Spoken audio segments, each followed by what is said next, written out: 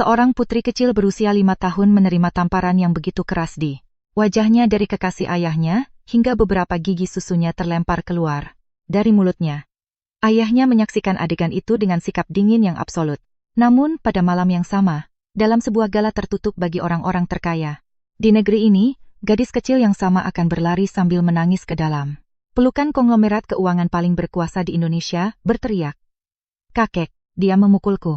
Tetapi pada saat itu, wanita yang berdiri di depannya, yang mengenakan gaun, rancangan desainer terbaik, masih memekik dengan nada yang mampu memecahkan kaca. Clarissa dengan rasa jijik mutlak menepis remah coklat mikroskopis dari kelim gaunnya.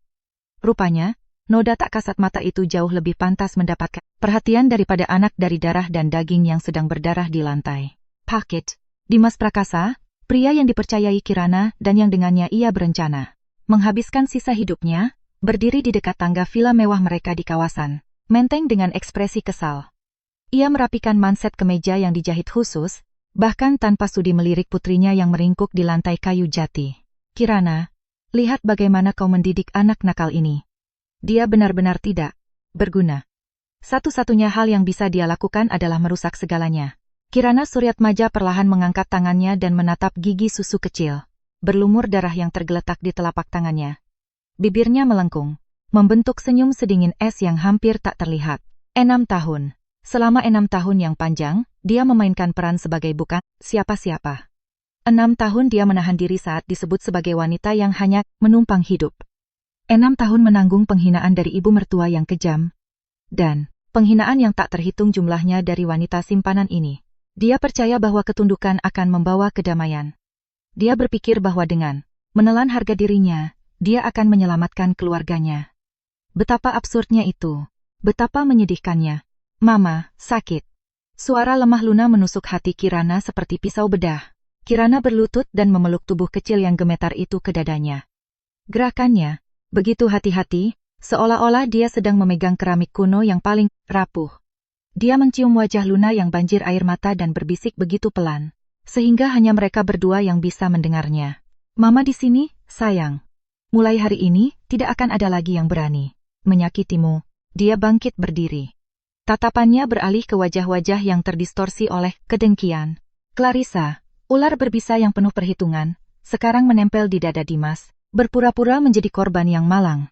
Dimas Prakasa, pria yang secara resmi masih menyandang gelar suami Kirana, melingkarkan lengannya secara protektif di pinggang Clarissa dan menatap kerusakan yang dituduhkan pada gaun itu, seolah-olah itu adalah artefak terpenting di dunia.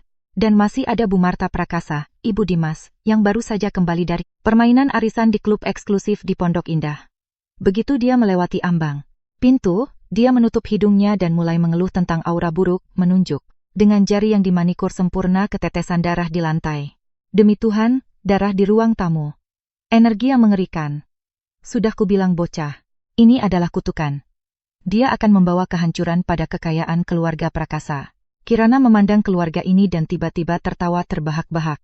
Itu bukan tawa yang keras, tetapi segera menjerumuskan ruang tamu ke dalam keheningan yang mengerikan seperti kuburan. Bu Marta merasa tidak nyaman mendengar suara itu, dia mengangkat tangannya untuk menampar menantunya. "Apa yang kau tertawakan, psikopat? Hari ini aku akan mengajarimu aturan yang berlaku di rumah ini." Tapi tangannya tidak pernah mencapai tujuannya. Kirana mencengkeram pergelangan tangannya dengan kekuatan besi. Cengkeramannya begitu brutal hingga Bu Marta memekik kesakitan. Kemudian, suara tamparan yang memekakkan telinga bergema di seluruh ruangan. Kekuatan tamparan Kirana membuat Bu Marta berputar pada porosnya. Veneer giginya yang mahal retak dan darah menyembur dari sudut mulutnya saat dia merosot ke sudut ruangan. Ruang tamu dikuasai keheningan absolut. Dimas membuka matanya lebar-lebar seolah melihat hantu dan menatap istri yang tidak pernah dia anggap serius. Dalam benaknya, Kirana bukanlah siapa-siapa, seorang ibu rumah tangga menyedihkannya. Dengan ketakutan di matanya meminta uang untuk berbelanja di pasar tradisional, menanggung pelecehan psikologis, teriakan, dan bahkan takut untuk bernapas lebih keras. "Beraninya kau mengangkat tangan pada nyonya besar klan Prakasa? Apa kau sudah gila?" Dimas menerjang ke depan dengan tinju terangkat. Kirana tidak mundur atau bergeming. Mata sedingin esnya menatap lurus arahnya. Tidak ada rasa takut atau kemarahan di dalamnya, Hanya ketenangan yang mengerikan yang membuat Dimas gemetar. Itu adalah tatapan predator alfa yang mengamati mangsanya.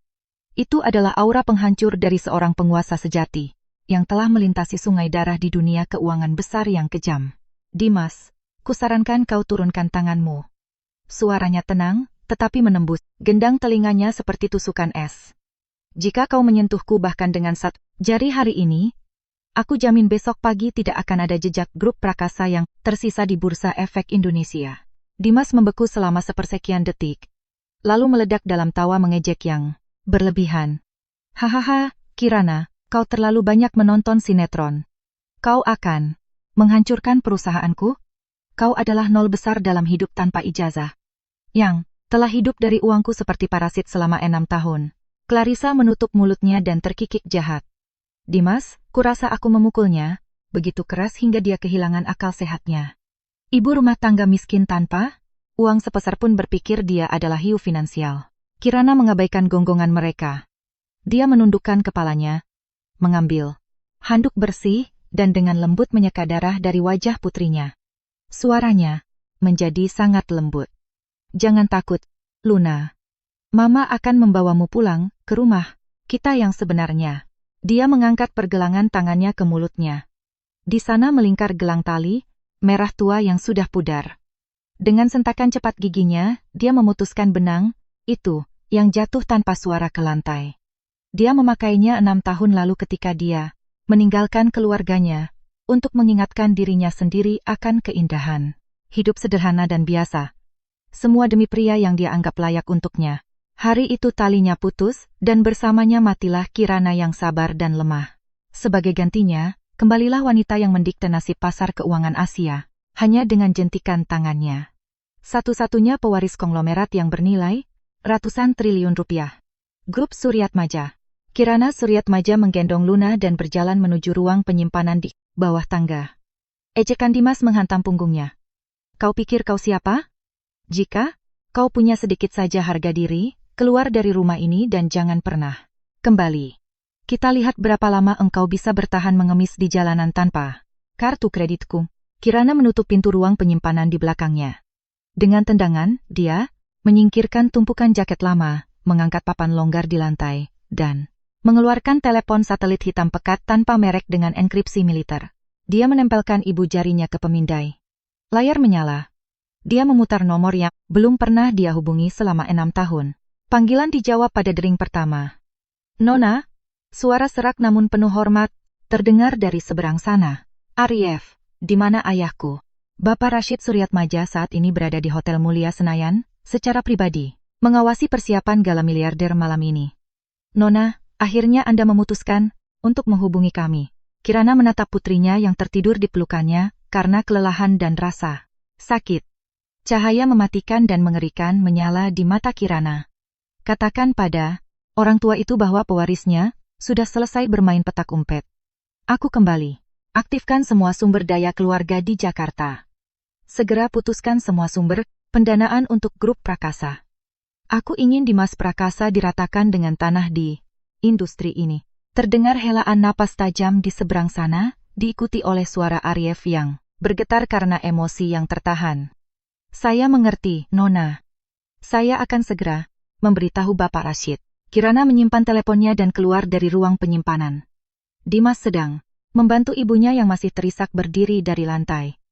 Melihat Kirana dengan anak di tangannya, dia melemparkan sebuah map dokumen ke meja kopi kaca. Karena tiba-tiba engkau punya nyali, kita tidak bisa tinggal di bawah satu atap lagi.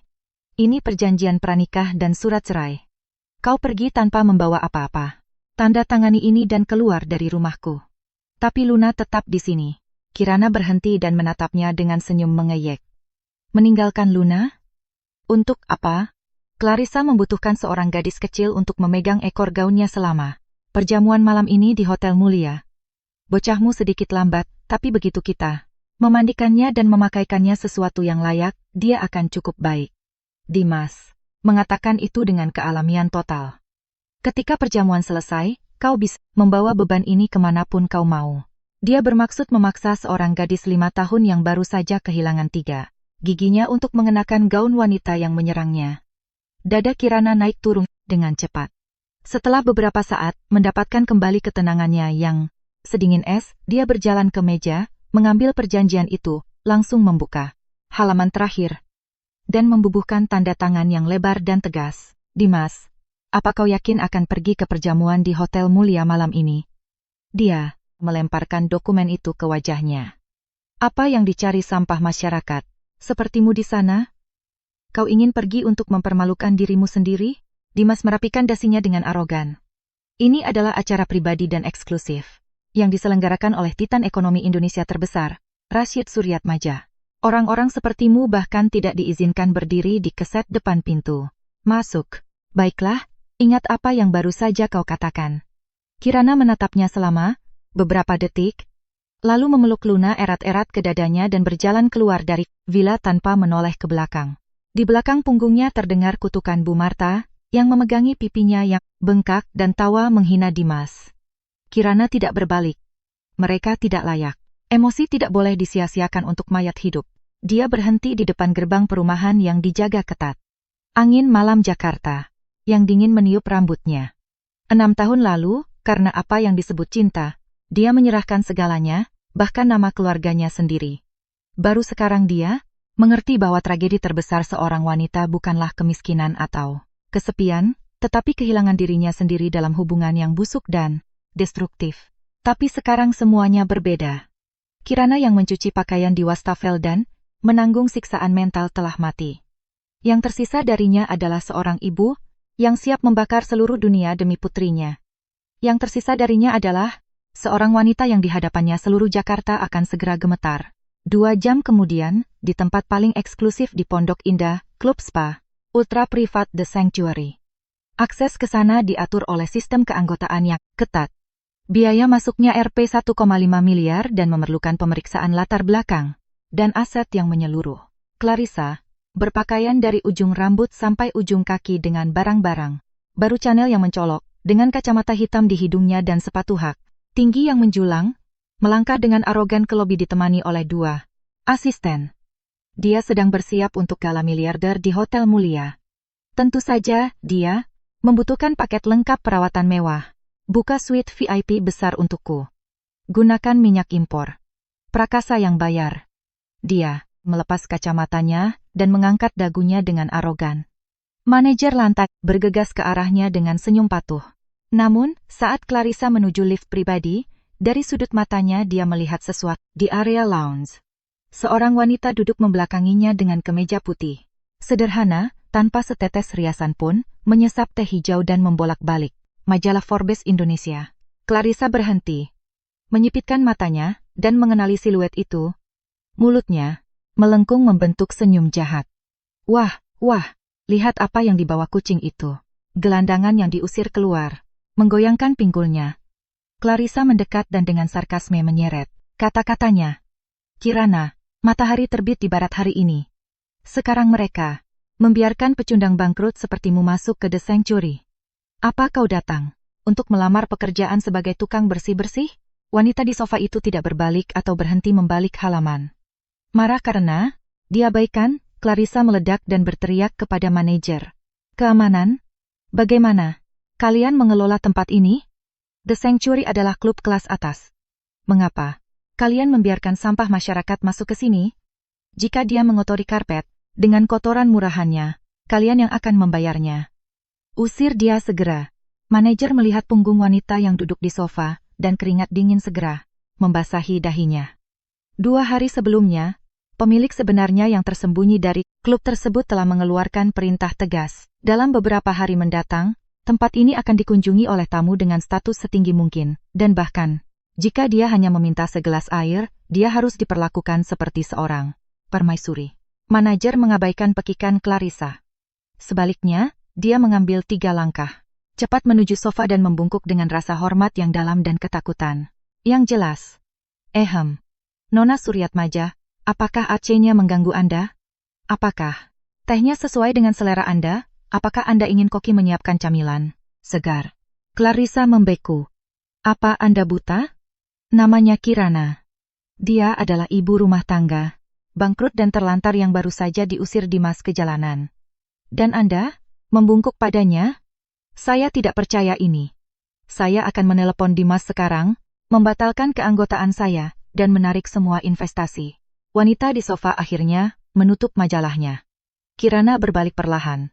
Tidak ada jejak emosi di matanya yang dalam. Dia hanya mengamati Clarissa dengan tenang, yang melompat dari satu tempat ke tempat lain seperti badut. Investasi Dimas? Dia mengangkat cangkirnya, menyesap sedikit dan berbicara tentang uang dengan ketidakpedulian yang sama seperti membicarakan cuaca. Apa? Kau yakin pada saat ini mereka bisa menarik bahkan Rp1 pun dari kartunya? Jantung Clarissa berdetak lebih kencang. Firasat buruk mulai tumbuh di dalam dirinya. Tetapi dia segera menekan kecemasan itu dan mengeluarkan tawa dingin. Berhentilah berpura-pura menjadi seseorang yang bukan dirimu. Dimas baru saja akan mendapatkan investasi 3 triliun rupiah. Grup Prakasa kami akan masuk jajaran elit, dan kau adalah pengemis yang tidak mampu membeli nasi bungkus. Kirana bahkan tidak sudi memandangnya. Dia dengan tenang meletakkan cangkirnya kembali ke meja kaca. Denting pelan itu terdengar bagi manajer seperti tembakan pistol. Dia segera mengerti. Dia menegakkan tubuh dan rasa hormat di wajahnya, digantikan oleh hawa dingin saat dia menoleh ke Clarissa. Maaf, Nyonya. Mengingat Anda berteriak dan sangat mengganggu ketenangan tamu. Terpenting kami, saya secara resmi memberitahu Anda bahwa keanggotaan Anda dicabut secara permanen. Apa yang baru saja Anda katakan? Mata Clarissa membelalak. Beraninya Anda? Saya punya kartu hitam VIP. Dimas membayar 1,5 miliar kemarin. Saya sangat menyesal. Tetapi tepat 3 menit yang lalu, semua kartu kredit dan rekening perusahaan Tuan Prakasa dibekukan oleh Otoritas Jasa Keuangan. OJK dan Komisi Pemberantasan Korupsi, KPK, manajer itu mengumumkan dengan wajah batu. Uang 1,5 miliar yang dia bayarkan telah diklasifikasikan sebagai aset perusahaan yang digelapkan secara ilegal. Departemen Hukum kami telah menerima perintah untuk mengembalikan dana tersebut dan bekerja sama dengan agen federal. Oleh karena itu, Anda tidak memiliki kredit Rp1 pun di sini. Dia berhenti sejenak. Keamanan, lemparkan wanita ini ke jalan. Beberapa penjaga keamanan bertubuh kekar, dan tanpa ekspresi berjas hitam, mendekat dan mencengkeram kedua lengan Clarissa dengan kekuatan seperti catok. Apa yang kalian lakukan? Apa kalian buta? Jangan sentuh aku, lepaskan. Clarissa memekik histeris dengan suara yang hampir membuat lampu gantung kristal bergetar. Dia meronta-ronta dengan putus asa, dan sepatu hak tingginya menggores lantai marmer dengan kasar. Buang dia, perintah manajer dengan dingin. Tidak peduli seberapa keras Clarissa menendang, penjaga keamanan yang terlatih tidak menyerah. Mereka menyeretnya ke pintu keluar seolah-olah dia adalah bangkai binatang. Jaket Chanel barunya melar dan kehilangan bentuknya. Gaya rambutnya yang sempurna berubah menjadi sarang burung. Akhirnya, dengan bunyi gedebuk keras, dia dilempar tanpa basa-basi keluar dari klub dan jatuh ke aspal kasar di depan pintu masuk. Clarissa berdiri dengan susah payah. Kulit di telapak tangannya tergores dan berdarah. Gemetar karena marah, dia mengambil teleponnya yang layarnya retak dan menelepon Dimas. Sementara itu, di kantor CEO Grup Prakasa, di salah satu gedung pencakar langit, di kawasan SCBD, kepanikan yang jauh lebih mengerikan sedang terjadi. Direktur Keuangan benar-benar merangkak ke dalam kantor, pucat seperti mayat. Map dan dokumen berserakan di lantai. Pak Direktur Utama, bencana. Dalam 10 menit terakhir mereka memblokir semua rekening perusahaan, rekening pribadi Anda, kartu kredit, rekening investasi, dan properti. Semuanya. Dimas melompat dari kursinya dan merebut dokumen dari tangannya. Stempel merah, KPK dan OJK serta huruf tebal yang menyatakan pembekuan aset membakar matanya. Seperti besi panas. Tidak mungkin. Atas dasar apa? Kita punya lebih dari 100 miliar dalam modal liquid. Direktur Keuangan menelan ludah dengan putus asa. Pak, 100 miliar itu adalah uang yang secara ilegal Anda transfer kemarin dari dana jaminan cadangan untuk membayar keanggotaan klub dan spa untuk Nona Clarissa. Bank mengklaim telah menerima laporan anonim dari tingkat tertinggi mengenai dugaan penggelapan dan pencucian uang. Kejaksaan Agung telah terlibat dalam kasus ini. 100 miliar itu ditarik paksa dan diblokir. Di kepala Dimas terjadi ledakan, seolah-olah seseorang memukulnya dengan palu. Godam. Pemutusan aliran uang tunai pada saat kritis seperti itu berarti kelumpuhan total dari semua proyek yang sedang berjalan. Itu berarti bahwa pada Besok pagi, para kreditur akan mendobrak pintu perusahaannya. Ini ulah Kirana. Dia memukul meja dengan kekuatan sedemikian rupa hingga cangkir kopinya melompat. Direktur keuangan memandang bosnya seperti melihat orang idiot. Pak, Kirana, hanya seorang ibu rumah tangga. Ini adalah perintah tingkat tertinggi dari kejaksaan. Untuk mengatur hal seperti itu dalam 1 jam, diperlukan pengaruh di tingkat pemerintah. Dari mana wanita yang meminta uang untuk belanja sayur bisa memiliki koneksi seperti itu? Dimas mengatupkan rahangnya, dan dadanya naik turun dengan cepat. Ya, dia benar. Pecundang itu tidak mungkin memiliki kekuatan seperti itu. Jika dia memilikinya, dia tidak akan menjadi pelayan gratisnya selama 6 tahun. Mungkinkah keluarga kuat yang konon berdiri di belakang Clarissa memutuskan untuk memberinya pelajaran? Ya, pasti itu. Ini adalah ujian dari kalangan tertinggi. Dia menelan kepanikannya dan menjawab telepon yang berdering terus-menerus. Ishak, tangis histeris Clarissa meledak dari pengeras suara. Dimas, mereka melemparku ke jalan. Mereka bilang kartumu diblokir dan kau bangkrut. Kau bilang grup Prakasa akan segera meroket ke angkasa. Mereka mempermalukanku. Dan kau tahu, siapa yang kulihat di sana? Kirana. Dia duduk di sana, minum teh dan menertawakanku. Kirana juga ada di sana? Mata Dimas langsung menyipit. Darah naik ke kepalanya. Wanita pembawa sial terkutuk itu pasti telah menghina Clarissa dan membuat marah dermawan misteriusnya. Itulah sebabnya mereka memblokir rekeningnya. Sekarang semuanya masuk akal. Dia melembutkan suaranya. Clarissa, sayang, jangan menangis. Dengarkan aku. Ini semua salah sampah itu. Aku berjanji padamu bahwa engkau akan pergi ke Galahari. Ini. Aku akan mengirim mobil untuk menjemputmu. Terlebih lagi, aku akan memaksa Kirana untuk merangkak ke sana, berlutut dan memohon pengampunanmu di depan seluruh elit Jakarta. Setelah menutup telepon, Dimas segera memutar nomor yang baru pagi tadi dia blokir. Panggilan itu berdering sangat lama. Akhirnya, panggilan itu dijawab. Di seberang sana tidak terdengar apa-apa. Hanya keheningan yang menyesakkan. Kirana, aku tidak peduli trik kotor apa yang kau gunakan untuk menyiksa Clarissa. Ambil bocahmu dan segera merangkak ke pintu masuk Hotel Mulia, Senayan. Suara Dimas meneteskan racun. Untuk apa? Suara Kirana setenang permukaan danau mati. Agar kau berlutut dan memohon pengampunan Clarissa. Dimas meraung, urat-urat di lehernya menonjol jelas. Karena aura pecundang menyedihkanmu, kau tidak hanya merusak gaunnya, tetapi juga merusak keberuntunganku dalam bisnis. Perjamuan malam ini akan menentukan hidup atau matinya keluarga kita. Jika engkau tidak ingin putrimu dilarang masuk seumur hidup ke semua sekolah yang layak di Indonesia, berada di hotel tepat pukul 8 malam. Dia mengeluarkan tawa menghina. Kau akan berlutut di depan wartawan, menampar dirimu sendiri 10 kali dan menyatakan bahwa kau adalah wanita gila yang kurang ajar. Jika tidak, aku bersumpah demi Tuhan. Di kota ini mereka bahkan tidak akan mempekerjakanmu untuk membersihkan toilet dan tidak ada taman kanak-kanak yang akan menerima anak harammu. Keheningan panjang terjadi. Tepat ketika Dimas mengira Kirana terdiam karena ketakutan, dari gagang telepon terdengar tawa ringan yang dingin. Setuju. Pukul 8 malam di Hotel Mulia. Luna dan aku akan tepat waktu. Panggilan terputus. Dimas mendengus dingin dan melemparkan telepon ke meja. Setidaknya dia masih punya setengah neuron yang tersisa. Jika dia berhasil memuaskan Clarissa malam ini dan mengamankan investasi dari para miliarder, dia akan mendapatkan kembali 100 kali lipat dari apa yang telah hilang. Malam tiba dan lampu-lampu kota menyala. Objek paling mewah di ibu kota, Hotel Mulia Senayan, disewa seluruhnya untuk malam ini. Area tersebut dikelilingi oleh ratusan penjaga keamanan pribadi bersenjata yang berpakaian hitam. Karpet merah membentang dari pintu hotel hingga ke jalan. Kilatan kamera wartawan di kedua sisi meledak seperti badai petir, menangkap setiap taipan yang turun dari kendaraan mewah. Ini bukan sekadar gala. Ini adalah penampilan publik pertama dalam bertahun-tahun dari titan legendaris ekonomi Indonesia, Rashid Suryatmaja, kaisar misterius yang mengendalikan aliran modal dalam skala global. Fakta, terlihat di makan malam ini, dan menghirup udara yang sama dengan pria tua ini, saja bisa membuat saham perusahaan kelas 2 meroket ke stratosfer. Sebuah limusin sewaan perlahan berhenti di ujung karpet merah. Dimas mengenakan Tuxedo yang dia anggap puncak mode, turun lebih dulu dan mengulurkan tangannya pada Clarissa. Dia berhasil berganti pakaian dan mengenakan gaun perak baru yang mencolok ditutupi dengan zirkonia tiruan.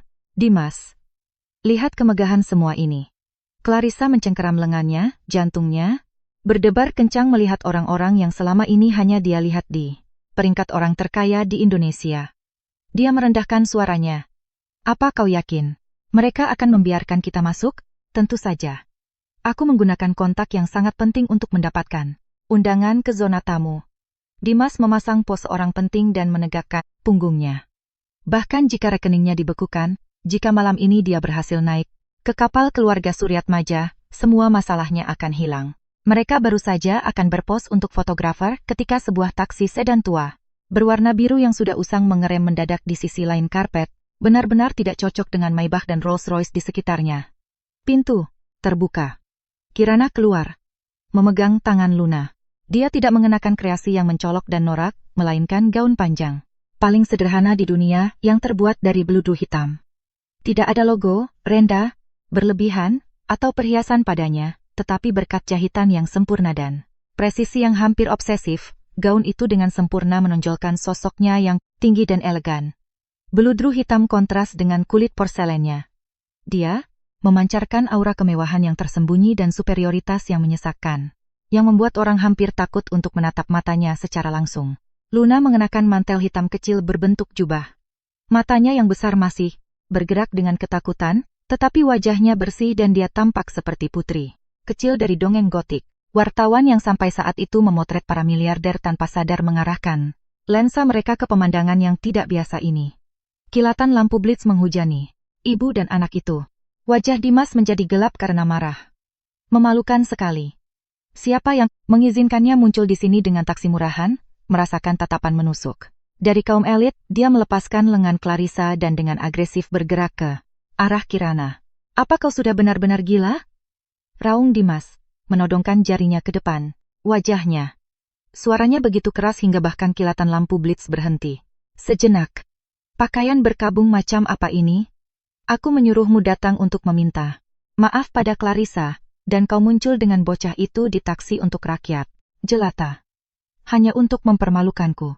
Clarissa juga mendekat, mengetukkan hak sepatunya dengan keras, dan mengelilingi Kirana dengan tatapan arogan, mengukur gaun hitam tanpa mereknya. Dia tidak bisa menyembunyikan kilatan kecemburuan, tetapi segera mendesis. Wah, lihat saja. Nyonya besar Kirana. Kau meninggalkan rumah prakasa. Dan sekarang kau bahkan tidak mampu membeli pakaian normal. Kau membeli barang tiruan murah ini di pasar Tanah Abang dan merangkak ke hotel mulia? Apa kau tidak takut keamanan akan memukulimu dan mengusirmu seperti pengemis gelandangan? Kirana mengabaikan gonggongan Clarissa. Dia menatap putrinya yang meremas jari-jarinya dengan erat, lalu perlahan mengangkat kepalanya. Matanya gelap dan dingin seperti samudra di musim dingin, menatap lurus ke arah Dimas. Aku di sini. Bukankah kau berjanji akan mengajariku cara bertahan hidup di kota ini? Jangan sok pintar. Dimas, melihat kerumunan yang berkumpul, ingin menunjukkan kekuasaannya di depan Clarissa. Dia menunjuk ke tangga hotel. Karena engkau sudah datang. Tepati janjimu. Ambil bocah ini yang hanya menjadi beban. Pergi ke tangga dan berlutut di depan Clarissa agar semua orang bisa melihatnya. Katakan padanya bahwa engkau salah dan bahwa engkau seharusnya tidak menodai gaunnya. Berlutut sekarang. Clarissa mengangkat dagunya dengan ekspresi penuh kemenangan. Dan biarkan bocah ini, yang giginya baru saja rontok, mendapatkan pelajaran. Malam ini dia akan berlutut dan membersihkan sepatuku dengan lidahnya. Gumam keheranan menjalar melalui kerumunan. Anggota elit yang berpakaian sempurna bertukar pandang ketakutan, mendengar kekejaman pasangan ini. Mendengar kata-kata membersihkan sepatuku dengan lidahnya, Luna gemetar dan secara naluriah bersembunyi di belakang ibunya, berpegangan erat pada gaun Kirana. Matanya dipenuhi air mata. Kalimat itu membangunkan ketakutan binatang yang dirasakan anak 5 tahun itu pada hari giginya dipatahkan. Dalam sepersekian detik itu, tatapan Kirana menjadi benar-benar menakutkan. Itu adalah ketenangan absolut yang mendahului saat monster dari kedalaman menkabik-kabik mangsanya. Dia mengelus tangan Luna dengan lembut untuk menenangkannya, lalu mengambil satu langkah lambat ke depan. Hanya satu. Tapi Dimas, pria dengan tinggi lebih dari 180 cm, secara naluriah mundur, merasakan keringat dingin mengalir di punggungnya. Apa yang akan kau lakukan? Ini wilayah Suryatmaja. Kau melakukan satu gerakan salah, dan keamanan akan mematahkan kakimu. Kirana bahkan tidak sudi memandangnya. Dia hanya memutar kepalanya sedikit dan memanggil dengan jarinya seorang pria bertubuh kekar dalam perlengkapan taktis hitam, kepala keamanan hotel. Isyarat itu begitu santai, seolah-olah dia sedang memanggil anjing. Kepala keamanan, yang sedang berpatroli di perimeter dengan earpiece di telinganya, awalnya bingung. Namun, ketika dia menyipitkan matanya dan mengenali wajah Kirana, seluruh tubuhnya tersentak seolah-olah tersengat listrik. Bertegangan tinggi. Ekspresi wajahnya menjadi sangat serius. Dia segera meninggalkan posnya dan bergegas ke arahnya dengan kecepatan pelari olimpiade. Melihat kepala keamanan yang tampak garang berlari ke arah mereka, Dimas merasa senang. Kirana, kau tamat. Perusahaan keamanan swasta ini terkenal dengan kebrutalannya. Kau ingin membuat keributan? Bersiaplah. Kepala keamanan mencapai mereka, tidak memberikan Dimas bahkan satu pandangan pun. Dengan bunyi klik dia merapatkan tumit sepatunya, menegakkan tubuhnya, seperti tiang, dan memberikan hormat militer yang dalam dan penuh rasa hormat. Saya minta maaf sebesar-besarnya. Ini kesalahan dalam pengamanan. Kami membiarkan lalat-lalat ini mengganggu Anda. Suara kepala keamanan menggelegar, seperti lonceng dan berdengung di telinga Dimas. Senyum Dimas membeku dan berubah menjadi seringai menyedihkan. Apa Bapak buta? Ini pengemis tanpa uang sepeser pun yang saya usir ke jalan. Mengapa Bapak membungkuk padanya? Usir dia. Kepala keamanan menegakkan tubuh dan melemparkan tatapan tajam seperti pisau tempur kepada Dimas. Kirana mengangkat tangannya sedikit, menghentikan kepala keamanan yang sudah meraih alat kejut listriknya. Hari ini adalah hari yang baik. Mari kita hindari darah. Suaranya sedingin es. Mereka punya undangan ke zona tamu. Kan? Biarkan mereka masuk. Saya mengerti. Kepala keamanan mundur 2 langkah dan dengan hormat membuka jalan. Dimas dan Clarissa benar-benar bingung dengan apa yang terjadi di sini. Apakah otak satpam bodoh ini korslet? Namun, kesombongan besar dan nafsu mereka untuk mendapatkan miliaran mengalahkan akal sehat. Dimas merapikan jasnya dan mendengus. Kau beruntung. Sepertinya Pak Tua, Suryatmaja sedang dalam suasana hati yang baik dan membiarkan bahkan aksi amal masuk hari ini. Tapi tunggu saja, Kirana. Begitu kita masuk ke dalam, aku akan membuatmu menangis. Setelah kata-kata itu, dia menarik Clarissa ke arah pintu hotel dengan kepala diangkat tinggi. Kirana memegang tangan Luna mengikuti mereka tanpa tergesa-gesa. Senyum kejam bermain di bibirnya. Semakin tinggi mereka memanjat, semakin menyakitkan kejatuhannya. Ini hanya hidangan pembuka. Pesta sebenarnya menunggu mereka di dalam Grand Ballroom di bawah kubah kaca di lantai dasar memukau dengan kemewahannya. Lampu gantung kristal besar membiaskan cahaya yang menyilaukan. Denting gelas, aroma parfum mahal, dan krim masyarakat Jakarta memenuhi ruangan. Namun, suasananya anehnya tegang. Tidak ada yang berani berbicara dengan suara keras. Tatapan semua orang berulang kali mengarah ke ujung aula, ke pintu kayu, jati berat berhias emas. Itu adalah satu-satunya pintu masuk ke tempat suci, ultra privat. Rumor mengatakan bahwa miliarder legendaris Rashid Suryatmaja sedang berada di sana. Menarik Clarissa melintasi aula, Dimas menggelengkan kepalanya seperti turis di kota tua Jakarta, mencoba menemukan pengusaha yang bisa dia jilat. Tapi dia, dengan cepat menyadari ada sesuatu yang salah. Mitra bisnis yang sebelumnya bertukar kata dengannya, meskipun hanya karena kesopanan murni, sekarang menjauh darinya seolah-olah dia menderita wabah penyakit. Pak Budi. Pak Budi. Halo, ini saya, Dimas Prakasa. Dimas mendekat dengan senyum patuh pada seorang pengembang real estate penting dari kawasan Kuningan. Wajah pria itu berubah karena ketakutan. Dia mundur 3 langkah seolah menghindari virus dan membentak. Saya tidak kenal Anda. Tolong menjauh dari saya. Setelah itu, dia dengan cepat menghilang ke dalam kerumunan. Tangan Dimas tergantung canggung di udara. Keringat dingin mengalir di punggungnya. Apa yang terjadi? Apakah rumor tentang pembekuan rekeningnya sudah menyebar di kalangan elit? Dimas, lihat siapa yang berhasil masuk. Clarissa menarik lengan bajunya dengan keras dan menunjuk dengan jari yang dimanikur ke pintu masuk aula. Kirana dan Luna masuk perlahan ke dalam cahaya kristal. Gaun beludru hitam, minimalis itu mulai memancarkan aura ratu yang sebenarnya dan luar biasa. Kerumunan tanpa sadar menepi, menciptakan koridor untuknya. Semua tatapan di aula segera tertuju pada Kirana. Kepanikan dan ketakutan binatang yang dirasakan Dimas saat melihatnya segera berubah menjadi kemarahan buta dan absolut. Itu karenanya, itu karena aura. Pecundang menyedihkannya sehingga semua orang menghindarinya hari ini. Kau benar-benar berani merangkak ke sini? Dimas bergerak untuk memotong jalan. Kirana seperti anjing gila. Kau mencoba menghancurkan hidupku sepenuhnya? Keamanan. Di mana keamanan? Usir wanita ini, dia tidak punya undangan. Raungannya terdengar tidak menyenangkan di aula yang relatif sunyi itu. Beberapa penjaga keamanan bersenjata dari zona dalam dengan cepat bergerak menuju keributan. Usir dia. Dia tidak punya undangan. Dia menyelinap masuk ke sini, sampah gelandangan. Clarissa juga menerjang ke depan dan memekik, menodongkan jarinya ke wajah Kirana. Tapi para penjaga keamanan hanya memberikan tatapan dingin pada Dimas dan bahkan tidak bergerak ke arah Kirana. Kirana berdiri diam sama sekali. Meskipun dalam keheningan itu terkumpul badai yang mampu menelan segalanya. Dia mengamati ini dengan tenang. Dia memandang mereka berdua seolah-olah mereka adalah badut yang melompat-lompat di depannya. Namun, pada saat ketegangan maksimal ini, Saik Luna, yang sepanjang waktu berpegangan pada kelim gaun Kirana, pecah. Berhari-hari ketakutan terus-menerus terhadap wanita jahat ini, kerumunan orang asing yang menakutkan, dan akhirnya, ayah kandungnya sendiri yang meneriaki mereka seperti iblis yang kejam, akhirnya, menghancurkan anak 5 tahun itu. Kau jahat, kau jahat. Luna tiba-tiba menangis. Dia dengan kasar melepaskan diri dari tangan ibunya dan seperti anak rusa yang ketakutan berlari membabi.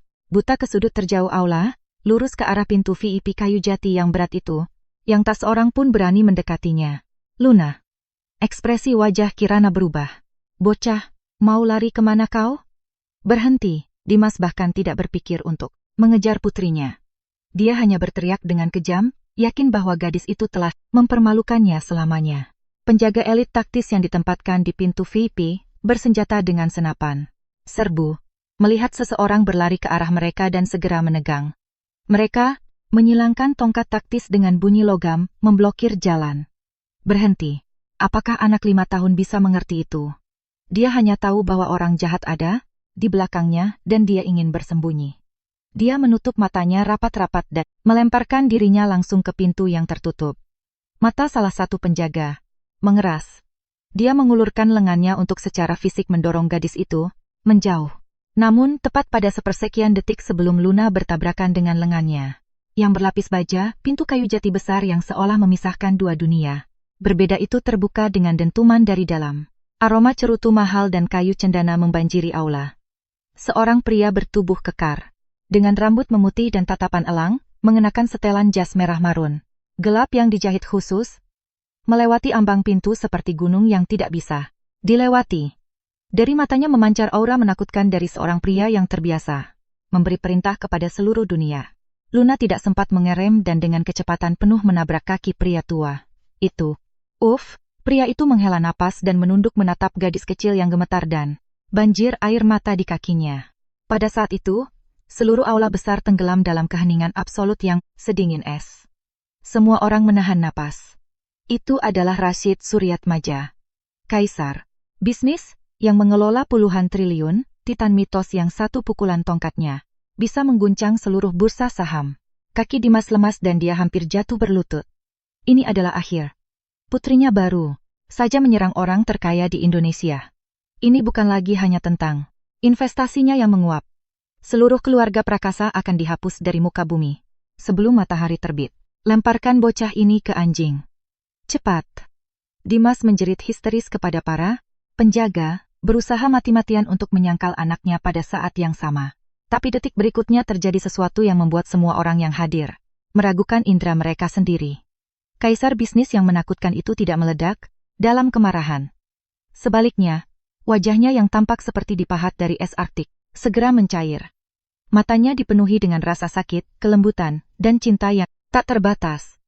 Tidak memedulikan air mata dan ingus yang menutupi wajah Luna, dia membungkuk dengan cepat dan dengan tangan besar yang sama yang telah Menandatangani ribuan kontrak bernilai triliunan, dia memeluknya erat-erat ke dadanya. Kakek merasakan kehangatan dan keamanan dalam pelukan orang asing ini. Luna secara naluriah melingkarkan lengannya di lehernya. Dia menunjuk dengan jari, mungilnya ke Dimas dan Clarissa yang lumpuh di kejauhan. Lalu menangis sekuat tenaganya. Kakek, papa tidak menolongku, dan tante jahat itu memukulku. Dia merontokkan semua gigiku. Itu seperti bom termonuklir meledak di tengah aula. Rashid Suryatmaja mengangkat kepalanya dengan tajam. Kelembutan menghilang, digantikan oleh nafsu membunuh, yang membekukan darah. Nafsu darah itu hampir bisa diraba secara fisik, menyapu seluruh ruangan dan mengunci Dimas serta Clarissa seperti radar. Siapa? Suara pria tua itu tidak keras, tetapi menggelegar di jiwa semua orang yang hadir seperti petir. Siapa yang berani menampar cucu kandung Rashid Suryatmaja? Maju ke depan. Keheningan absolut. Ribuan aristokrat dan miliarder Jakarta membeku di bawah kubah kaca, seolah-olah seseorang telah menghentikan waktu. Ketegangan yang menyesakan mencengkeram udara. Raungan marah Rashid dan kalimat pendek itu mengandung terlalu banyak informasi untuk diproses oleh otak manusia.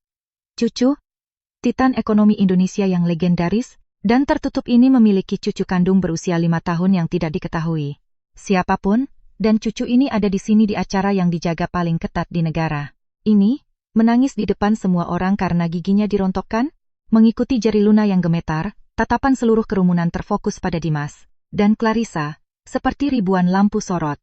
Pada saat ini, kaki Dimas benar-benar menolak untuk patuh dan dia jatuh berlutut dengan bunyi gedebuk tumpul. Sepatu kulit Italia mahalnya menghantam lantai marmer yang keras.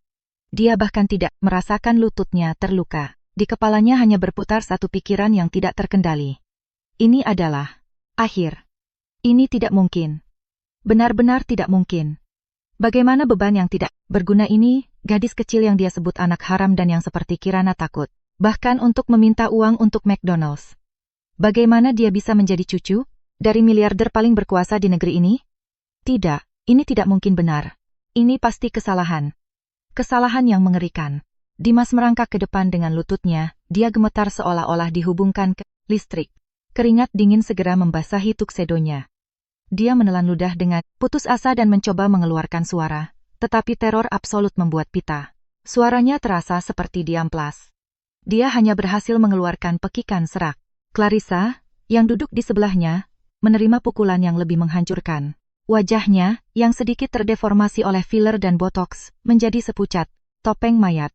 Semua kesombongan dan penghinaannya menguap tanpa jejak di bawah tatapan Rashid yang menakutkan, sedalam jurang. Perutnya berkontraksi, kakinya menolak untuk patuh, dan dia merosot ke lantai di samping Dimas. Zirkonia murahan di gaunnya bergesekan dengan marmer. Pak Direktur Utama. Dimas merangkak beberapa meter dengan merangkak dan mengangkat kepalanya seperti anjing liar yang sekarat karena kehausan. Dia memaksakan senyum yang jauh lebih menyedihkan daripada tangisan. Bapak pasti salah. Gadis kecil ini bernama Luna. Dia putri mantan istri saya. Dia bocah liar. Tidak punya sopan santun. Bagaimana dia bisa menjadi cucu Bapak? Anak-anak, itu bodoh. Mereka melemparkan diri pada siapa saja. Saya sangat menyesal. Demi Tuhan, saya akan membawanya pergi dari sini sekarang juga. Saya berjanji pada Bapak. Saya akan mematahkan kakinya di rumah sebagai permintaan maaf. Dimas tidak sempat menyelesaikan kalimatnya. Suhu di aula terasa turun di bawah 0. Para Taipan tidak lagi memandangnya sebagai orang idiot. Mereka memandangnya seolah-olah dia adalah mayat yang membusuk dengan cepat. Berdiri di depan Rashid Suryatmaja dan mengatakan bahwa dia berniat mematahkan kaki cucunya, itu bukan sekadar bunuh diri. Itu adalah secara sukarela melemparkan diri ke dalam mesin penggiling daging dan menekan tombol daya sendiri. Rashid Suryatmaja bahkan tidak memandang Dimas yang memohon. Tangannya yang kasar namun kuat dengan hati-hati menopang wajah Luna yang banjir air mata. Di pipi kirinya masih terlihat bengkak merah. Ketika tatapannya jatuh pada 3 gigi susu yang hilang dan darah kering di gusi, mata penguasa bisnis itu menjadi merah. Cucuku sayang, jangan menangis. Kakek ada di sini. Bahkan jika langit runtuh, kakek akan menahannya untukmu. Suara Rashid bergetar karena rasa sakit dan rasa bersalah karena membiarkan ini terjadi. Kemudian dia perlahan menegakkan tubuh, menggendong Luna di satu tangan. Matanya yang merah menatap ke ujung koridor. Di sana berdiri Kirana, sangat tenang. Gaun beludru hitamnya bergelombang dalam cahaya kristal dengan kilau gelap dan mematikan. Dia tidak lagi menundukkan pandangannya. Dia mengangkat kepalanya tinggi-tinggi dengan keagungan seorang permaisuri yang turun dari surga. Dia mengamati lelucon ini dengan tatapan dingin penuh penghinaan tanpa ampun. Klik-klak. Kirana bergerak maju. Suara hak sepatunya di marmar terdengar kering dan berirama, tetapi bagi Dimas dan Clarissa itu terdengar seperti sabit kematian yang diasah di batu nisan. Setiap langkah tanpa ampun menghancurkan apa yang tersisa dari hati mereka yang hancur. Kirana berjalan perlahan mendekati Rashid Suryatmaja. Ayah dan anak itu saling memandang selama 10 detik yang panjang. 10 detik itu berisi 6 tahun. Perpisahan, rasa sakit yang tak berkesudahan, penghinaan, dan kemarahan yang tertahan. Ayah. Kirana membuka bibirnya yang dipulas lipstik merah. Suaranya tidak keras, tetapi terdengar begitu jelas sehingga setiap orang, bahkan yang terjauh di aula besar itu, bisa mendengarnya. Aku kembali. Jika teriakan kakek dari mulut Luna adalah bom, maka kata ayah adalah gempa. Bumi berkekuatan 12 skala Richter, yang mampu mengubah seluruh kota menjadi debu. Aula meledak dengan gumaman. Dari segala arah terdengar tarikan napas yang kejang. Pengusaha yang lebih lemah merosot ke lantai, bersandar pada meja prasmanan. Ternyata wanita yang sama yang Dimas dan Clarissa lempari lumpur sejam yang lalu. Di depan pintu masuk, menyebutnya sampah masyarakat dan pengemis gelandangan, adalah satu-satunya pewaris rahasia Kekaisaran Suryatmaja yang bernilai ratusan triliun. Dia adalah putri miliarder itu. Tidak mungkin. Benar-benar tidak mungkin. Di bawah pengaruh kelebihan beban psikologis yang mengerikan ini, pikiran Dimas akhirnya pecah. Dia melompat berdiri seperti orang gila. Dia menodongkan jarinya yang gemetar ke arah Kirana dan mulai berteriak histeris. Kirana, tontonan sakit apa yang kau tampilkan di sini? Kau adalah anak yatim piatu yang bahkan tidak lulus kuliah. Aku memungutmu dari jalanan. Kau adalah pelayan yang mencucikan kaus kakiku selama 6 tahun. Siapa yang memberimu hak untuk memanggil Direktur Utama Suryatmaja sebagai ayah? Apa kau sudah gila? Jika kau ingin mati, matilah. Tapi jangan seret keluarga Prakasa bersamamu. Dia meneriakkan omong kosong yang tidak jelas. Dia tidak bisa. Dia menolak, mentah-mentah untuk menerima kenyataan ini. Jika Kirana benar-benar putri Suryatmaja, lalu apa arti 6 tahun di mana dia memiliki kekuasaan atasnya? Pengkhianatannya, pelecehannya, dan kesombongan yang dengannya dia mengusirnya dari rumah demi pewaris kaya palsu seperti Clarissa, menjadikannya idiot paling menyedihkan dan paling bodoh dalam sejarah. Selamanya dipaku di tiang gantungan. Rasa malu. Tutup mulutmu. Ariev, penasihat senior dan orang kepercayaan Suryatmaja, mengambil langkah tegas ke depan. Dia bahkan tidak perlu mengotori tangannya. Dia hanya memukulkan ujung tongkatnya dengan kuat ke lantai. Puluhan penjaga elit taktis segera muncul dari bayang-bayang. Laras senapan, serbu hitam dan alat kejut listrik yang berderak secara bersamaan mengarah lurus ke kepala Dimas. Jika dia mengambil setengah langkah saja, mereka akan membuatnya menjadi saringan. Ariev memandang Dimas seperti melihat kecoak yang terinjak. Dimas Prakasa. Buka lebar-lebar mata anjingmu yang menyedihkan itu dan perhatikan baik-baik. Wanita yang berdiri di depanmu adalah pewaris utama konglomerat grup Suryatmaja dan pendiri di balik bayang-bayang dana investasi terbesar di benua kita, Nona Kirana Suryatmaja. 6 tahun lalu, karena apa yang disebut cinta, dia menolak mentah-mentah untuk mengungkapkan identitasnya demi menikah denganmu. Bapak Rashid marah, memotong semua dananya dengan harapan kemiskinan akan menyadarkannya. Namun, kami tidak pernah membayangkan bahwa keluargamu tidak hanya tidak bisa menghargainya, tetapi membiarkan seseorang memukul seseorang. Dari darah Suryatmaja, suara Ariev berdentang seperti baja dingin. Setiap kata menghantam wajah Dimas, seperti tamparan brutal. Dan omong-omong, apa kau benar-benar percaya bahwa pembekuan jutaan menyedihkanmu hari ini adalah kecelakaan?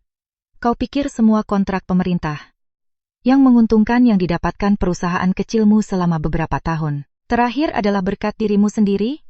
Nona Camilla yang diam-diam melemparkan Sisa-sisa dari meja Suryatmaja kepadamu dan menyuapimu dengan sendok kecil, karena engkau sendiri hanyalah sampah yang tidak berguna dan tidak berbakat. Dan, sekarang Nona telah membuka matanya. Dia telah mengambil kembali semuanya, menjadi milik Suryatmaja. Kau dan grup rakasamu hanyalah tumpukan sampah, busuk, yang bahkan anjing liar pun tidak mau mengencinginya. Kata-kata itu selamanya menghancurkan sisa-sisa harga diri dan harapan dalam jiwa Dimas. Bakat bisnisnya yang begitu dipuji, harga dirinya sebagai pria yang sukses karena usaha sendiri, self-made man, dan kesombongannya terhadap Kirana hanyalah sedekahnya. Dia hanyalah badut bermahkota kertas yang bermain di kotak pasir, sementara Kirana adalah dewi yang menguasai samudra. Tidak, aku tidak percaya. Aku tidak percaya ini. Dimas dengan putus asa mencengkeram kepalanya, terhuyung-huyung, dan melolong seperti binatang yang terperangkap. Kirana bahkan tidak sudi memandangnya. Dia berbalik dan mengambil nampan beludru yang indah dari Ariev. Di atasnya tergeletak berlian biru unik dan tanpa cacat, seukuran telur puyuh. Legendaris jantung Nusantara. Simbol absolut matriarki. Klan Suryatmaja. Ariev dengan hormat memasangkan kalung itu di leher Kirana yang seputih salju. Kilau biru tua segera meneranginya, mengangkat auranya yang sudah menakutkan ke ketinggian yang tak terjangkau. Transformasi dari ibu rumah tangga yang dianiaya, menjadi permaisuri bisnis telah selesai. Kirana perlahan memutar kepalanya. Matanya, tanpa kehangatan, seperti dua bilah beracun, menancap pada Clarissa, yang masih duduk di lantai, tidak mampu mengeluarkan suara karena ketakutan binatang yang melumpuhkan. Bukankah kau bilang, kau berasal dari keturunan bangsawan, bahwa kau adalah tiket emas Dimas ke kalangan atas? Suara Kirana pelan, tetapi sistem akustik. Aula dengan sopan membawanya ke setiap sudut. Dia mengangkat tangannya yang bersarung tangan rendah dan menjentikkan jarinya. Layar LED besar di atas panggung tiba-tiba menyala. Video promosi hotel menghilang. Sebagai gantinya muncul sebuah map rahasia, didokumentasikan secara rinci dan dihiasi dengan foto-foto. Di bagian paling atas terpampang wajah Clarissa sebelum operasi plastik. Clarissa yang vulgar, kampungan, dan biasa. Atau sebenarnya, menurut akta kelahiranmu, Kustinah Titin Handayani, kau bahkan tidak lulus SMA. Kau bekerja di panti pijat murah di pinggiran kota. 3 tahun lalu, dengan uang yang diperas dari pria-pria tua kaya, kau terbang ke Thailand, di mana kau menjalani 12 operasi plastik. Kau kembali membeli ijazah palsu di internet, dan mulai berpura-pura menjadi model Instagram dan wanita penghibur kelas atas. Saat ini kau tidak memiliki aset apapun, tetapi kau membawa utang sebesar 10 miliar rupiah kepada lintah darat yang berafiliasi dengan sindikat kejahatan, yang dijamin dengan foto-foto telanjangmu sendiri. Dengan setiap kata Kirana, slide di layar berubah, menunjukkan bukti tak terbantahkan dari operasi di Thailand, kwitansi ijazah palsu, dan foto-foto vulgar di mana dia memegang KTP. Semua kotoran itu diungkap di depan mata seluruh elit Jakarta. Wajah Clarissa terdistorsi oleh penderitaan. Dia ingin berteriak dan menyangkal semuanya, tetapi dialah yang ada di foto-foto itu, dan tanda tangan di bawah. Perjanjian pinjaman adalah miliknya. Tidak ada jalan keluar. Sudut mulut Kirana melengkung membentuk senyum kekejaman tertinggi. Dan itu belum semuanya.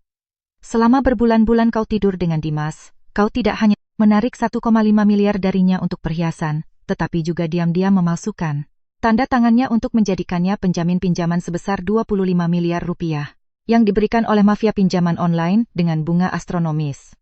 Dan secara harfiah sore ini, preman-preman itu memasuki kantor grup Prakasa dengan perintah penyitaan gedung. Kata-kata itu adalah lempengan beton terakhir yang dilemparkan ke peti mati Dimas. Dia perlahan memutar kepalanya dan menatap Clarissa yang menggeliat di lantai. Di matanya tidak ada lagi kemarahan, hanya kebencian purba dari seorang pria yang dikuliti hidup-hidup. Ini adalah wanita yang karenanya dia meninggalkan istrinya. Wanita yang dia biarkan merontokkan gigi putrinya sendiri. Pewaris kaya palsu ini hanyalah wanita panggilan yang terlilit utang dengan wajah palsu, seorang penipu yang telah menyedot semua uangnya dan membebaninya dengan utang miliaran kepada mafia. Jeritan mengerikan dan tidak manusiawi merobek udara.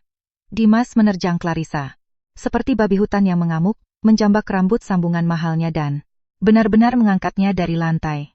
Kemudian dia menjatuhkan tangan besarnya padanya dengan sekuat tenaga. Plak, buk, plak, Pukulan yang menghancurkan jatuh pada wajah palsu Clarissa seperti badai. Pukulan pertama, sudut mulutnya robek dan darah menyembur. Pada pukulan kedua, hidungnya yang baru direkonstruksi patah dengan bunyi krak dan bergeser ke samping. Pada pukulan ketiga, bulu mata palsunya terlepas bersama dengan sepotong kulit di bawah matanya. Kau membohongiku. Kau menghancurkan hidupku. Kembalikan perusahaanku. Kembalikan putriku. Dimas meraung sambil memukulinya. Air mata bercampur dengan ingus. Dia tampak menyedihkan sekaligus menjijikan. Dia tidak membalas dendam untuk putrinya. Dia hanya menumpahkan kemarahan atas kebutaannya sendiri dan ketakutan binatang yang dia rasakan setelah kehilangan kekayaannya. Dia berharap pertunjukan keadilan berdarah ini akan meyakinkan keluarga Suryatmaja tentang penyesalannya dan memungkinkannya untuk memohon setidaknya setetes pengampunan. Clarissa tergantung dari tangannya seperti boneka kain. Dia tidak bisa lagi berteriak. Dia hanya mengeluarkan erangan tertahan. Darah bercampur dengan filler kulit menyemprot ke segala arah. Para aristokrat mundur dengan jijik agar tidak kotor. Cukup. Suara sedingin es Kirana menembus kekacauan tepat pada saat Clarissa hampir menghembuskan napas terakhir di bawah pukulan. Dimas membeku. Tangannya tergantung di udara. Dia memalingkan wajahnya yang berlumuran darah orang lain dan kembali jatuh ke kaki Kirana. Dengan putus asa, membenturkan dahinya ke marmer. Kirana, Kirana. Maafkan aku salah. Ini semua salahnya. Dia merayuku. Di hatiku selalu hanya ada engkau dan Luna. Lihat, aku telah membalaskan dendam putri kita. Maafkan aku kali ini saja. Hanya satu kali ini demi 6 tahun pernikahan kita. Kirana membungkuk sedikit dan mengamati wajah yang dulu dia cintai. Sekarang hanya membangkitkan rasa mual di dalam dirinya. Dimas, sejak saat kau berdiri di sana tanpa bergeming, menyaksikan gigi putriku dirontokkan, kau menjadi tak lebih dari mayat bagiku. Dia menegakkan tubuh perlahan. Matanya yang sedingin es memindai aula dan berhenti pada sekelompok pria berjas bisnis yang berdiri di barisan depan dan gemetar hebat. Pak Direktur Utama Budi, Pak Santoso, Pak Wijaya. Kirana menyebut nama mereka dengan tepat. Pimpinan bank kreditur terbesar, pemasok utama, dan distributor terpenting grup Prakasa tersentak. Tersandung, mereka keluar dari kerumunan dan membungkuk di depannya hampir setengah badan. Kami mendengarkan, Nona Suryatmaja. Tolong berikan perintah, dan itu akan dilaksanakan. Bangkir utama dengan tangan gemetar menyeka keringat di dahinya. Kirana menatap mereka, dan membuka bibirnya yang dipulas merah, menjatuhkan hukuman mati. Pertama, mulai saat ini, konglomerat grup Suryatmaja dan semua entitas afiliasinya membatalkan tanpa batas waktu semua kerjasama dengan grup Prakasa. Kedua, kami menuntut pelunasan segera semua utang Prakasa sebelum matahari terbit. Saya ingin melihat berita tentang kebangkrutan total dan likuidasi grup Prakasa di Sampul Bisnis Indonesia dan Forbes Indonesia. Ketiga, tatapannya beralih ke 2 potong sampah berdarah yang tergeletak di lantai. Pria dan wanita ini. Jika saya melihat mereka lagi di jalan manapun di Jakarta, saya tidak akan ragu untuk menghancurkan perusahaan Anda juga. 3 dekret ini sama dengan hukuman mati absolut. Tidak hanya merampas uang, Dimas, tetapi juga menghapusnya dari masyarakat dan menghilangkan kesempatan apa pun baginya untuk bisa bangkit kembali. Kami mengerti, Nona Direktur Utama. Jangan ragu, kami akan segera menanganinya. Dia akan ditinggalkan tanpa baju di punggungnya. Para bankir dan pemasok menghela napas lega dan berpaling kepada Dimas dengan tatapan serigala lapar. Keamanan, tunggu apa lagi? Lemparkan sampah ini ke jalan. Jangan mengotori pandangan Bapak Suryatmaja dan putrinya. Penjaga keamanan besar menerjang mereka, mencengkeram tengkuk Dimas dan Clarissa, dan menyeret mereka ke arah pintu keluar seperti karung daging. Tidak, Kirana. Kau tidak bisa sekejam itu. Aku ayah kandung Luna, biarkan aku melihat putriku. Bungkam dia. Kirana mengerutkan kening karena kesal. Salah satu penjaga keamanan tanpa basa-basi mengeluarkan tongkat dan dengan sekuat tenaga memukul ulu hati Dimas. Dimas tersentak, memuntahkan cairan, empedu, dan meringkuk seperti udang rebus. Mereka baru saja akan menyeret mereka keluar ketika tiba-tiba terdengar pekikan histeris yang menusuk. Berhenti. Jangan ada yang menyentuh putraku. Bu Marta Prakasa, dengan perban di kepalanya dan pipi yang masih bengkak, mendorong melalui kerumunan dan menyerbu ke dalam aula seperti anjing gila yang melindungi anaknya. Dia datang bersama Dimas, tetapi karena tidak memiliki status VIP, dia sibuk memakan udang di prasmanan di ruang sopir. Mendengar keributan itu, dia berlari dan melihat putranya yang dipuja dan sukses diseret di lantai. Sementara menantu yang sama yang berpenampilan pelayan, Kirana, berdiri di tengah aula dikelilingi oleh para miliarder seperti seorang dewi. Otak kecilnya mengalami korsleting total. Kirana, dasar kau anjing betina, pembawa sial. Kau pikir kau siapa? Bu Marta menjatuhkan pantatnya ke marmer dan memainkan histeria vulgar yang khas, berguling-guling di lantai. Orang-orang baik, lihat ini. Ular berbisa ini tidak hanya menipu putraku. Sekarang dia dan teman-teman banditnya memutuskan untuk menghapus kami dari muka bumi. Di mana keadilan? Pekikannya di aula sunyi yang penuh dengan miliarder ini begitu surrealis dan absurd sehingga tidak ada yang tahu harus berkata apa. Berguling-guling, Bu Marta dari sudut matanya melihat Luna dalam pelukan Rashid Suryatmaja. Di matanya muncul kilatan seperti orang tenggelam yang meraih jerami. Dia melompat berdiri dan menerjang miliarder itu dengan ekspresi gila. Anak itu memiliki darah prakasa. Dia adalah cucu kandungku. Kau kakek tua, kembalikan Luna padaku. Karena dia milik kami, kalian tidak akan menyingkirkan kami dengan mudah. Setengah dari kekayaan Suryatmaja adalah milik kami secara hukum. Keserakahan Bu Marta yang tak terbatas meledak. Dia tidak tahu siapa Suryatmaja, tetapi dia melihat kekayaan ekstrem yang mengelilinginya dan memutuskan bahwa jika dia berhasil merebut cucunya, dia akan dijamin mendapatkan gunung emas. Namun dia tidak sempat mendekati Suryatmaja bahkan dalam jarak 3 meter. Penasihat utama Ariev berdiri di jalannya, mendengus dingin, mengambil langkah cepat ke depan, dan menancapkan sepatu botnya yang berat ke dada Bu Marta. Seperti layang-layang yang putus talinya, dia terbang ke belakang dan menabrak langsung meja panjang yang menopang piramida besar gelas sampanye. Bunyi kaca pecah mengguncang aula. Ratusan gelas hancur berkeping-keping. Sampanye mahal mengalir di kepalanya seperti air terjun. Pecahan kaca melukai wajah dan lengannya. Darah bercampur dengan alkohol, mengubahnya menjadi orang-orangan sawah yang menyedihkan dan basah kuyup. Wanita tua itu benar-benar kehilangan rasa takut akan kematian. Kirana berjalan mendekatinya perlahan dan menatap ibu mertuanya dari atas, yang selama bertahun-tahun telah menyiksanya dan menganiaya Luna, dan sekarang tersedak darahnya sendiri. Wanita tua itu mundur ketakutan. Mama. Kirana tersenyum dingin. Dia membuka tas tangan edisi terbatasnya, mengeluarkan dokumen darinya, dan dengan penuh semangat melemparkannya ke wajah berminyak Bu Marta. Buka lebar-lebar mata anjingmu itu dan baca. Ini perjanjian pranikah serta dokumen di mana putramu setuju untuk sepenuhnya dicabut hak asuhnya oleh pengadilan tanpa perlawanan. Pengacaraku sudah mengurusnya. Mulai sekarang dia tidak ada hubungannya dengan Luna. Kau sama sekali tidak ada hubungannya dengannya. Kirana membungkuk sedikit dan berbisik padanya dengan suara sedingin es. Sebelumnya kau bilang aku pembawa sial, dan bahwa aku akan merusak kekayaan keluarga Prakasa. Selamat, kau benar. Dan sekarang ambil putramu yang bangkrut, dan merangkak kembali ke selokan. Nikmati hidup barumu yang indah dengan utang 35 miliar pada sindikat kejahatan. Setelah kata-kata itu, Kirana menegakkan tubuh. Dia merasa bahwa hanya dengan melihat wanita ini saja sudah mengotori matanya. Buang mereka, perintahnya, tanpa emosi. Dua penjaga keamanan mengangkat Bu Marta Prakasa di bawah ketiak seolah-olah dia adalah karung sampah busuk. Bersama dengan Dimas yang setengah mati dan Clarissa dengan wajah hancur, mereka dilempar secara memalukan keluar dari pintu hotel mulia langsung ke malam Jakarta yang dingin. Keheningan kembali menguasai aula, hanya saja kali ini adalah keheningan yang ditenun dari ketakutan purba yang ditimbulkan oleh permaisuri muda modal itu. Bahkan hiu bisnis, yang terbiasa mencabik-cabik pesaing dengan gigi mereka, takut untuk bernapas lebih keras. Mereka mengerti dengan jelas, setelah malam ini keseimbangan kekuatan di Indonesia dan Asia akan berubah selamanya. Kirana yang kejam dan tegas akan menjadi puncak yang tidak akan pernah bisa mereka taklukkan. Kirana, sayang.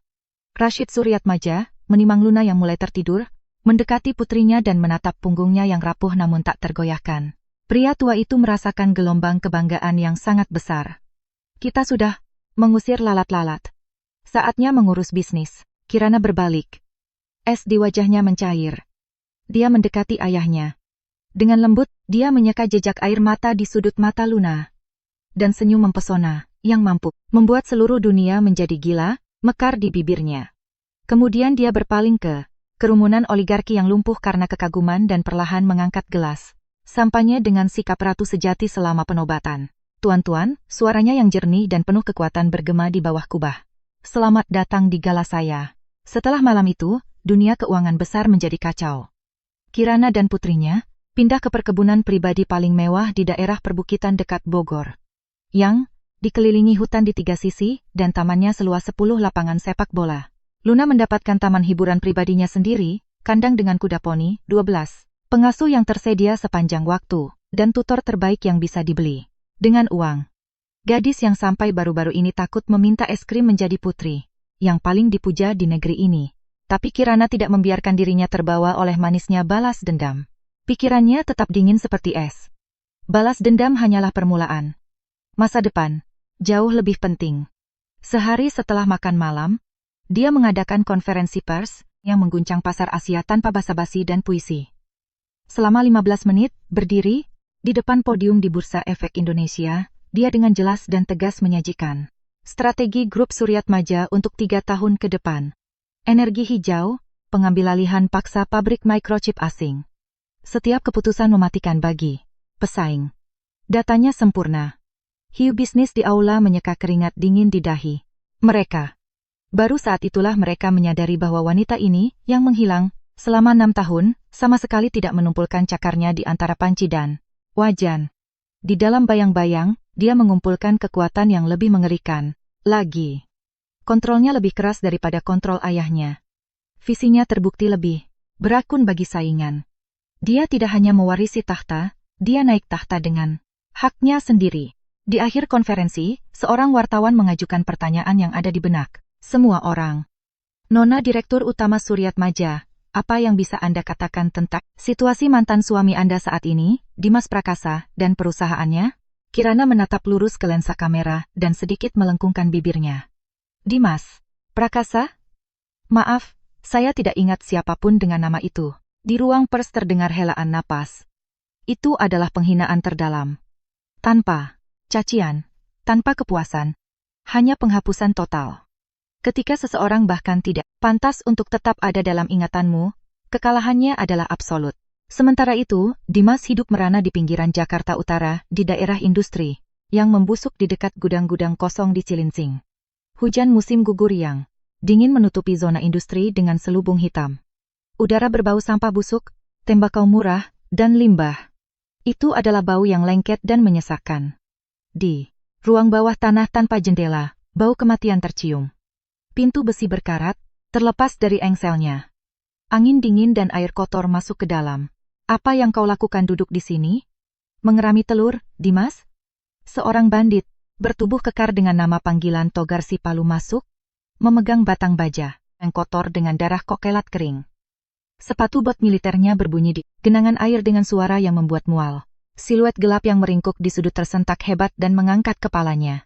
Seperti katak yang ketakutan. Itu Dimas. Kemana perginya direktur yang sempurna? Dalam setelan jas yang dijahit khusus? Rambutnya lengket karena kotoran.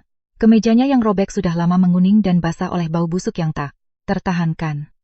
Wajahnya dipenuhi memar, matanya cekung, dan di pembuluh darah yang pecah bisa terbaca ketakutan binatang.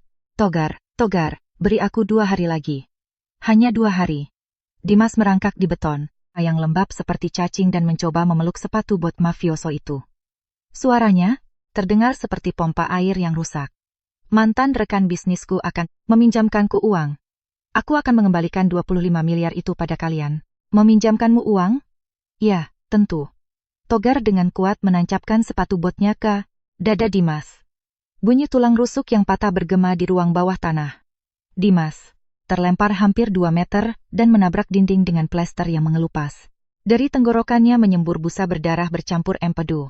Perusahaan kecilmu telah dibongkar dan dijual sebagai barang rongsokan. Berminggu-minggu yang lalu.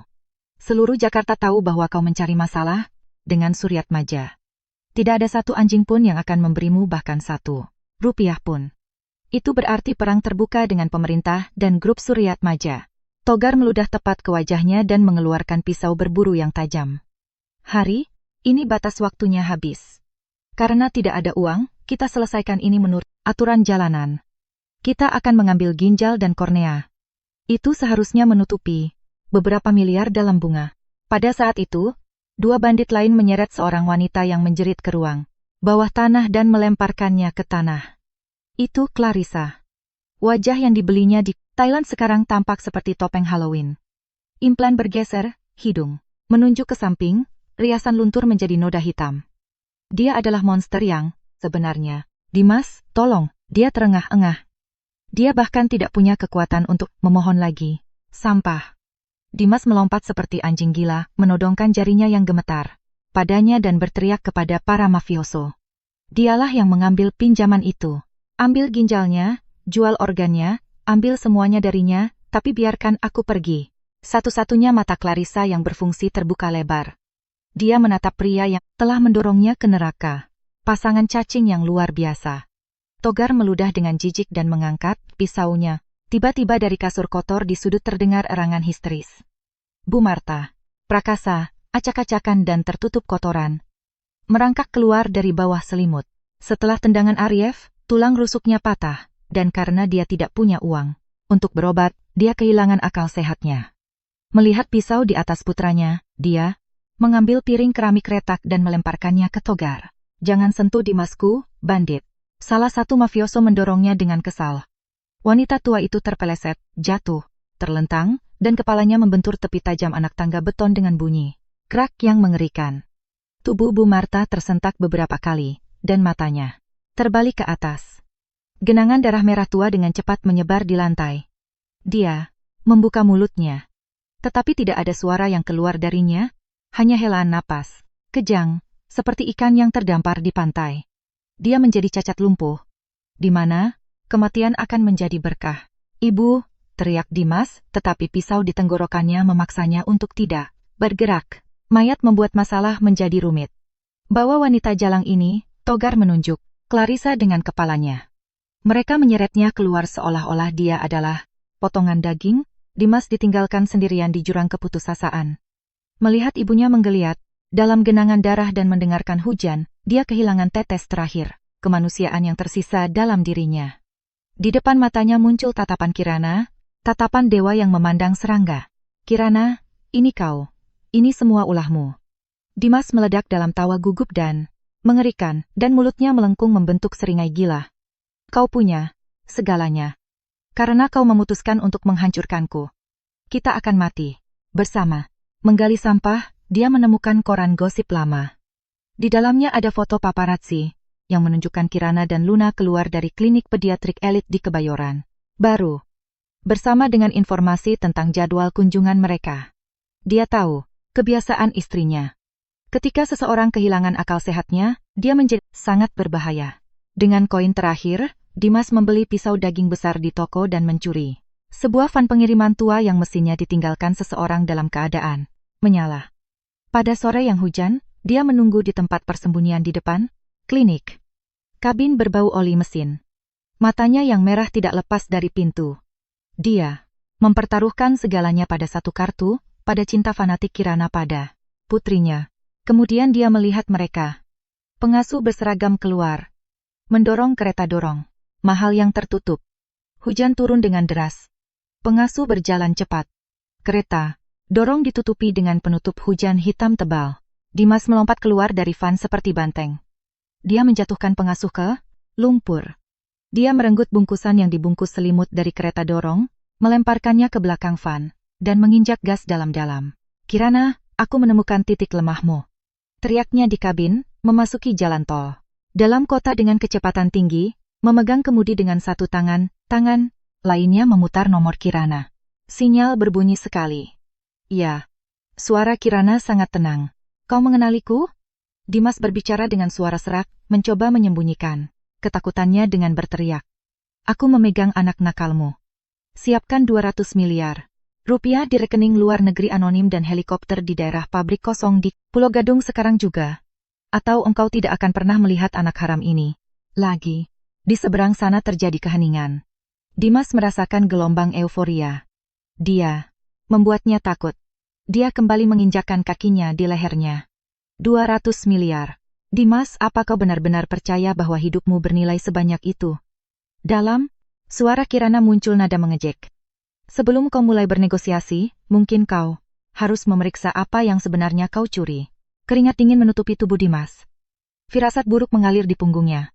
Seperti ular berlendir, dia menginjak rem dengan keras. Bungkusan di kursi, penumpang miring. Dengan tangan gemetar, dia menyingkirkan selimut itu. Tidak menangis, tidak bernapas. Di kursi tergeletak manekin medis silikon, super realistis seukuran aslinya. Di tengah dada boneka itu berkedip lampu LED merah, mengeluarkan bunyi bip pelan. Sebagai seorang ayah, kau bahkan tidak ingat berapa berat putri kandungmu. Sendiri, suara sedingin es Kirana menembus keheningan dari pengeras suara yang dipasang di boneka itu. Manekin ini berisi pemancar GPS militer. Sejak saat kau memegangnya, lokasimu dan upaya pemerasan ini disiarkan langsung ke markas besar kepolisian di Jakarta. Kau menjebakku. Dimas mengeluarkan pekikan tidak manusiawi, mengambil pisau, daging, dan mulai membacok boneka silikon itu dengan panik. Tidak, Dimas. Suara Kirana mengandung kesabaran seorang dewi. Keserakahan dan kejahatan yang mengakar dalam dirimu hingga ke sumsum tulanglah yang menggelar. Karpet merah untuk eksekusimu sendiri. Karena engkau sangat suka menculik. Di sini tirai diturunkan. Tepat di atas atap van meledak raungan baling-baling yang memekakkan telinga. 3 helikopter hitam berat dari unit khusus Brimob melayang di atas jalan tol. Seperti elang baja. Di depan dan belakang, jalanan segera diblokir oleh kendaraan lapis baja polisi anti-teror dan beberapa Mercedes SUV hitam milik keluarga Suryatmaja. Dimas merosot di kursinya. Pisau jatuh dari tangannya. Dia melihat Rolls-Royce, Phantom lapis baja, simbol kekuasaan absolut, berhenti di depan. Pintu terbuka. Kirana, di bawah payung hitam, dengan sepatu hak tinggi semerah darah, berjalan dengan elegan di antara genangan air, hingga dia mencapai jendelanya. Melihat wajah itu, dingin seperti patung marmer, sisa-sisa kewarasan Dimas menguap. Tim taktis dengan brutal menariknya keluar dari van dan menekan wajahnya ke genangan lumpur di aspal. Kirana, maafkan aku. Demi Luna, jangan biarkan mereka memenjarakanku. Dia membenturkan dahinya dengan putus asa ke trotoar, menutupi dirinya dengan kotoran. Pemandangan yang menyedihkan. Kirana menatapnya dari atas. Di matanya tidak ada kebencian. Hanya rasa jijik yang ditimbulkan oleh ulat yang terinjak.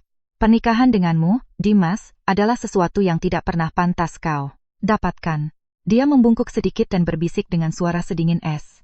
Aku lupa memberitahumu bahwa ibumu meninggal di ruang bawah tanah itu, setengah jam yang lalu, dan Clarissa sudah berada di ruang muat kapal kargo di perairan internasional. Sekarang giliranmu. Dia menegakkan tubuh, menutup payungnya, dan masuk ke interior limusin yang hangat. Di belakang hanya tersisa raungan putus asa dan liar Dimas serta bunyi logam borgol yang terkunci di pergelangan tangannya. Sebulan kemudian, pengadilan menjatuhkan vonis. Dimas Prakasa dituduh melakukan penculikan, pemerasan dengan kekerasan, dan percobaan pembunuhan, dijatuhi hukuman 25 tahun penjara tanpa kemungkinan pembebasan bersyarat di lapas keamanan maksimum di Nusa Kambangan. Namun, karena utang yang dimilikinya pada sindikat kejahatan, para narapidana memberinya sambutan hangat di rumah tahanan. Pada minggu ketiga, tengkoraknya retak dalam perkelahian. Dia akan menghabiskan sisa harinya di kursi roda, meneteskan air liur, benar-benar kehilangan akal sehatnya. Clarissa, yang dideportasi kembali ke Indonesia setelah ditangkap di kapal kargo, menerima hukuman 15 tahun penjara karena penipuan dan pemerasan. Sebuah sel menunggunya, beserta wajah busuk dan cacat yang tidak akan pernah bisa diperbaiki oleh ahli bedah manapun. Ketika semua kotoran masa lalu telah mengendap, matahari terbenam di atas pulau pribadi di Laut Jawa. Cahaya lembut melukis pasir menjadi oranye. Kirana, mengenakan gaun renda putih tanpa noda, duduk di ayunan di bawah pohon palem. Mama, lihat. Aku menemukan kerang yang sangat besar. Luna, yang benar-benar sehat dan terbang seperti kupu-kupu yang bahagia, berlari di pantai. Berkat dokter gigi terbaik. Senyumnya kembali lurus sempurna dan putih. Senyumnya bisa melelehkan es apapun di dunia. Kirana mengambil kerang itu dan memeluk putrinya erat-erat. Di sana tidak ada kemiskinan, perhitungan, atau rawa tempat dia berkubang selama 6 tahun. Dia telah mendapatkan kembali mahkota permaisuri dan menemukan kedamaian sebagai seorang ibu. Mama, apakah kita akan kembali ke rumah itu suatu hari nanti? Tanya Luna. Dengan polos, Kirana memandang Cakrawala. Ini adalah kekaisarannya yang dibangun dengan tangannya sendiri, dan itu akan menjamin putrinya hidup tanpa satupun awan gelap. Dia mencium puncak kepala Luna. Suaranya lembut, tetapi penuh kekuatan. Absolu. Rumah kita ada di sini. Mulai sekarang, di dunia kita hanya akan ada cahaya. Angin laut meniup debu terakhir dari masa lalu. Era besar Kirana dan Luna. Suryatmaja baru saja dimulai.